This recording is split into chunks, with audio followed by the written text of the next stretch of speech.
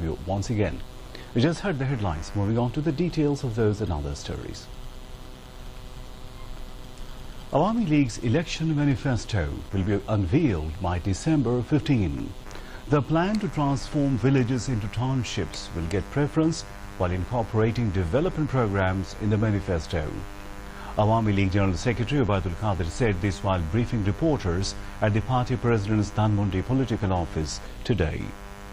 Focusing on various achievements of the present government, Ubaidul Qadir said though BNP was in power for a long time, it could not present any mega project.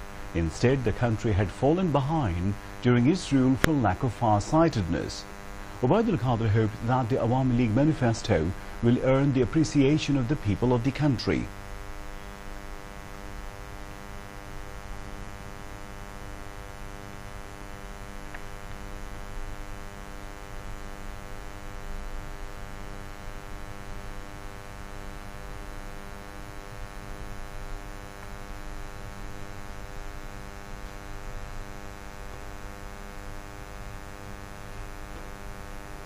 Meanwhile, Awami League General Secretary Ubaidul Qadir at a meeting of his party's election steering committee at the political office of Awami League President said, fearing defeat, BNP is looking for pretexts to walk away from the forthcoming parliament election. Awami League election steering committee members were present. Ubaidul Qadir said proud and insolent remarks of Khaled Zia and other BNP leaders at times led to today's near bankruptcy of the party. He said only BNP men do not find a proper election environment, although they are the ones who violated the electoral environment first.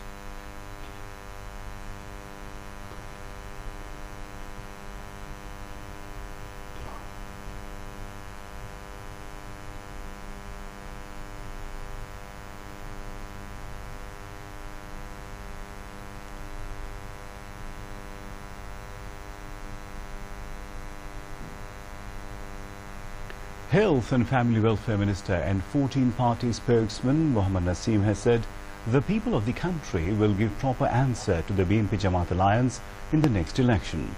He said this while exchanging views with the leaders of professional organizations at the Awami League party office of Bangabandhu Avenue in Dhaka today.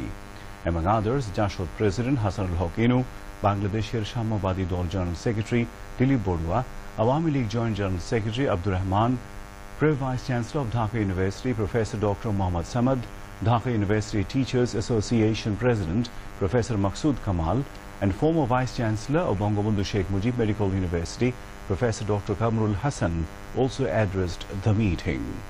Jashod President and Information Minister Hasanul Haq Inu said, Razakars, killers, convicted criminals and corrupted persons have joined the Oikyo Front alliance.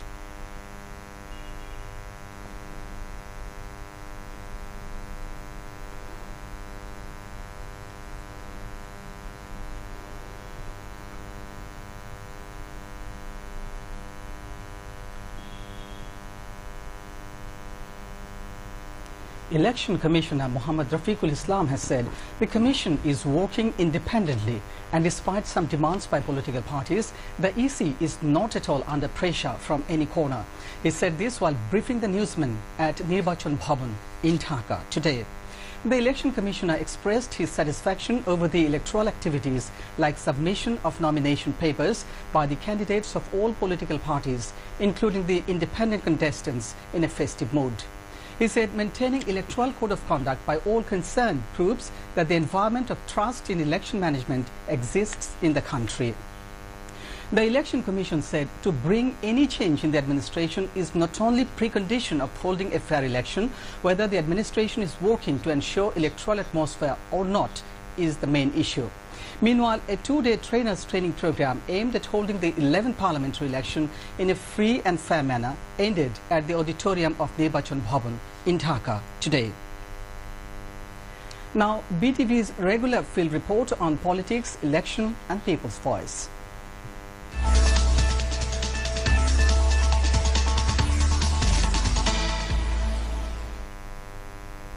Discussion, table talks and conversation going on at every corner of the country as national election comes nearer. Mass people are discussing about the government's performance, development of localities, dreams and possibilities of future Bangladesh. Talking to the BTV, few students of Jahangirnagar University expressed their thoughts over the next general election. A student said the history of Bangladesh is the history of our glorious independence war. If a person says he believes in independence but does not own it and support anti-liberation forces, he should not be given chance to contest the election. Another student said oppressors of the people, oppressors of the ethnic minorities and the fire terrorist group should not come to state power. People will only elect those who will create a brotherly anti-communal bondage among the fellow countrymen. Another female student said militancy and communal forces to be resisted. We do not want them to be elected and sit in our parliament and impose laws as they wish. We need a country with the spirit of language movement and liberation war. National Income Tax Day 2018 is being observed today across the country, aiming to create awareness among the people for payment of income tax regularly. President Mohammed Abdul Hamid and Prime Minister Sheikh Hasina issued separate messages on the occasion, wishing a success of the day. The National Board of Revenue, NBR, arranged elaborate programs to observe the day. The theme of this year's Income Tax Day is ensuring continuous development and social justice through income tax growth. Marking the day, a discussion was held on the NBR headquarters premises. In the morning, NBR officials and tax lawyers, among others, took part in the discussion. Earlier, the NBR organized a week-long national income tax fair across the country from November 13 to 19.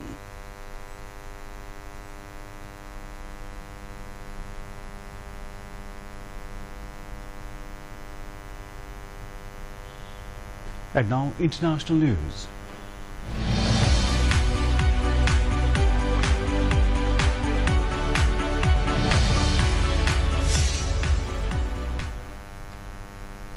World leaders are gathering in Argentina for their annual G20 summit amid new tension with Russia over Ukraine and a U.S. trade row with China. U.S. President Donald Trump has cancelled a meeting with his Russian counterpart Vladimir Putin in protest of Russia's seizure of Ukrainian naval boats. 24 sailors were arrested in the Black Sea incident.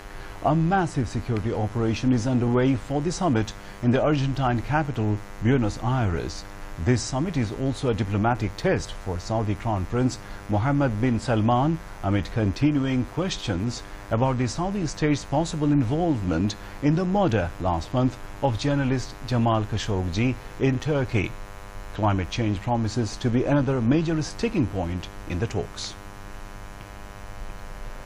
At least 23 civilians, including women and children, were killed by an air raid carried out by the United States in southern Afghanistan, according to a UN investigation.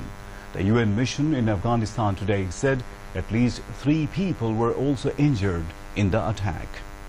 The attack occurred during a firefight between Afghan special forces working with US advisors and Taliban fighters late on Tuesday in the Restiv Helmand province. NATO said air support was requested by security forces on the ground as the fighters deployed heavy weapons and retreated into a nearby compound. For the first time in more than a decade, a train has traveled from South Korea across the heavily guarded border into North Korea. On board is a team of South Korean experts investigating ways to help North Korea modernize its railway network. The two Koreas have made significant progress in improving their relationship over the past year. The hope is that it will eventually become easier to travel and trade across the border. When the leaders of North and South Korea had their historic meeting in April, North Korea's Kim Jong-un asked for help with updating his country's railways, which he said were in an embarrassing state. Global temperatures in 2018 are said to be the 4th highest on record, the United Nations has said. The UN stressed the urgent need for action to rein in runaway warming of the planet. In a report released yesterday before the beginning of COP24 climate summit in Poland, the World Meteorological Organization (WMO) pointed out that the 20 warmest years in record have been in the past 22 years, and that 2018 is on course to be the 4th warmest year on record. This would mean that the past 4 years, 2015, 2016, 2017 and 2018, are also the 4 warmest years in the series, the UN agency said. The warming trend is obvious and continuing, WMO chief Petteri Talas told reporters in the Swiss city of Geneva. A bill has been placed in the US Congress calling on the Bangladesh government to stop radical organizations, including Jamaat-e-Islami and Islami Chhatra Shibir, who pose an ongoing threat to the country's stability and secular democracy. Congressman Jim Banks of Indiana State introduced the bill titled expressing concern about the threat posed to democracy and the democratic process by theocratic groups operating in Bangladesh in the House of Representatives on November 20 last. The House Resolution 1156 has been referred to the House Foreign Affairs Committee. The bill called on the United States Agency for International Development, USAID, and the State Department to halt all partnerships and funding arrangements with groups affiliated radical organizations, including Jamaat-e-Islami and Islami Chhatra Shibir. Back home, the nation is set to start celebrating the Victory Month of December from tomorrow with much fanfare and enthusiasm.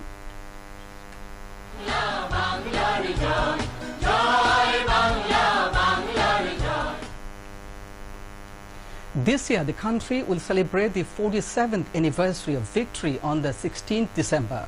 47 years back, Bangladesh was liberated on the 16th December after a 9-month-long war of independence. Different socio-political and cultural organizations have chalked out elaborate programs to celebrate the day.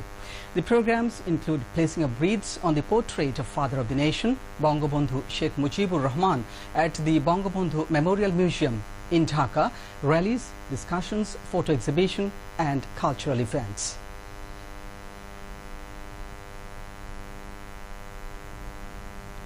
The first death anniversary of former Dhaka North City Corporation Mayor Anisul Haq has been observed today. A special prayer was held by the late mayor's family members at Gulshan Azad Mosque after Asr prayers, seeking eternal peace of the departed soul of Anisul Haq. Awami League General Secretary Obaidul Qadir was present among others. On November 30 last year, Anisul Haq passed away in a London hospital at the age of 65.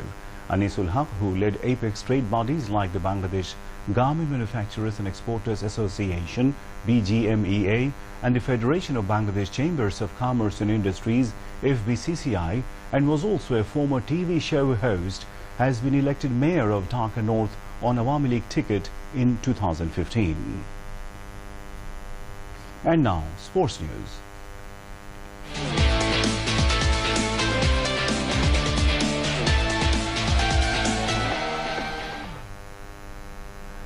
Bangladesh scored 259 runs for 5 at stumps of day 1 against Windies in Dhaka Test in Mirpur today. At the end of the day, Shakib Al Hassan and Mahmudullah Riyad were on the crease with 55 and 31 runs respectively. Earlier, Bangladesh won the toss and decided to bat first. Mominul Haq and Mohammad Mithun scored 29 runs each, while Mushfiqur Rahim scored 14 runs. Mushfiqur Rahim touched 4,000 runs milestone in Test cricket as the second Bangladeshi batsman after Tamim Iqbal.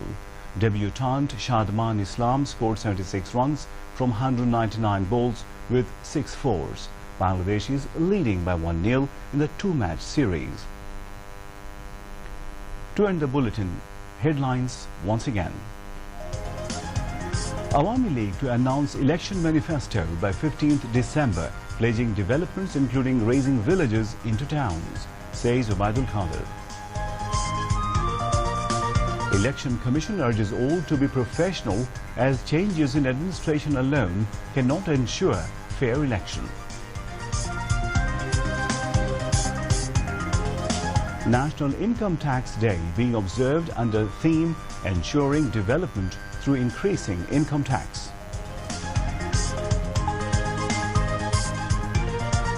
Russia-Ukraine row reflects in G20 conference started in Buenos Aires today as Trump cancels meeting with Putin. And at Mirpur, on the first day of Dhaka Test, Bangladesh scored 259 runs for 5 against Windies. Mushfiq in 4,000 club after Tamim Iqbal. That's all from the newsroom for the moment. Thank you for staying with us, and we invite you to watch our 11:30 Bangla News. Until then, Khuda Hafiz. Khuda Hafiz.